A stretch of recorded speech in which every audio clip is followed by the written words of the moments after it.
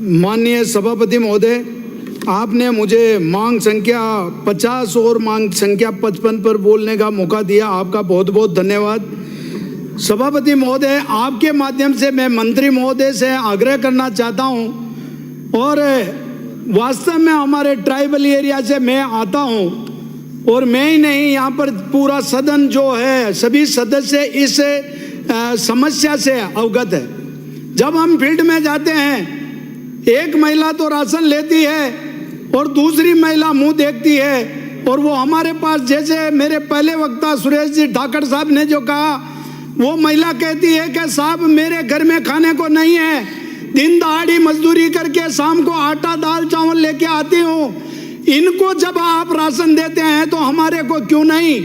ये पोर्टल खुलवाकर वास्तव में जो गरीब है उनको जुड़वाए। पहले जुड़वाया, मगर इतने आदमियों का नाम कटा है।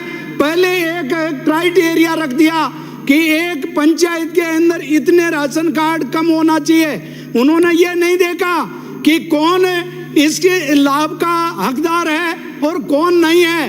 टेबल पे बैठकर जो मर्जी आया उसका उड़ा दिया। मैं मंत्री महोदय को, अध्यक्ष सभापति महोदय, आपके माध्यम से आग्रह करता हूं कि जो सक्षम है, कार लेकर आता है, बंगले में रहता है, और वो राशन उस गाड़ी में डालकर लेके जाता है, और वो गरीब परिवार आज भी वो राशन से वंचित रहता है। इसलिए मैं सदन से भी अवगत कराना चाहता हूं कि जो सक्षम है उनको सर्वे करवा कर हटाया जाए और गरीब है उसको दिया जाए। ऐसा मैं मंत्री महोदय से आग्रह करता हूं, पक्ष हो चाहे विपक्ष, मगर उस गरीब को राशन मिले, ऐसी मेरी सबसे प्रार्थना है। क्योंकि सक्षम तो कहीं से भी ला सकता है, मगर वो गरीब आदमी वास्तव में ट्राइबल एरिया के अंदर, चाहे वो बीज वितरण करो और चाहे राशन की वास्तव में ये सप्लाई हो, उसमें उस गरीब को मिलना चाहिए। मेरी प्रार्थना है सभी सदन, सभी विपक्ष और विपक्ष मेरी अगर इस बात से सहमत हो तो सब एक दफा टेबल बजाकर मंत्री महोदय को अवगत कराएं। मंत्री महोदय, ये पूरा सदन की मांग है कि सक्षम आदमी की सर्वे करवा कर उसको इस नाम से हटाया जाए और गरीब को राशन दिया जाए। और साथ में और बताओ, नाम कब कटे थे ये वाले?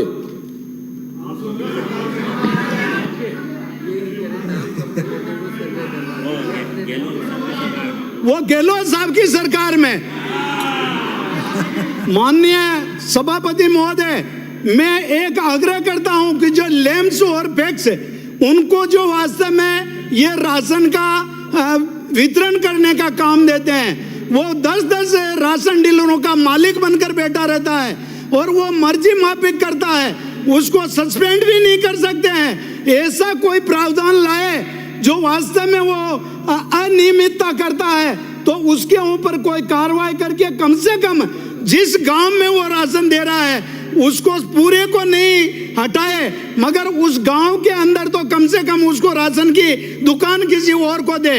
और बरसों से इस राशन की दुकानें चल रही है, जिसका अगर पिताजी की डेथ हो गई है तो उसके बेटे को दे या दूसरे को दे, कम से कम वहां पर राशन का एक एक आदमी के पास, मतलब वैकल्पिक व्यवस्था 5-5 दुकानों को चला रहे हैं, और उनको दूसरा राशन डीलर का अलॉटमेंट करवा कर उनको भी देवे। मैं ज्यादा नहीं बोलकर, मंत्री महोदय, पूरा सदन इस बात से सहमत है कि जो सक्षम है उनको हटाए और जो इस राशन का हकदार है उसको दे। बहुत बहुत विपक्ष का और इधर सभी सदस्य गणों का आभार, और सभापति महोदय आपका, और मंत्री महोदय आपके जवाब में इस बात का जिक्र जरूर करें। बहुत बहुत धन्यवाद। भगवान राम सेने।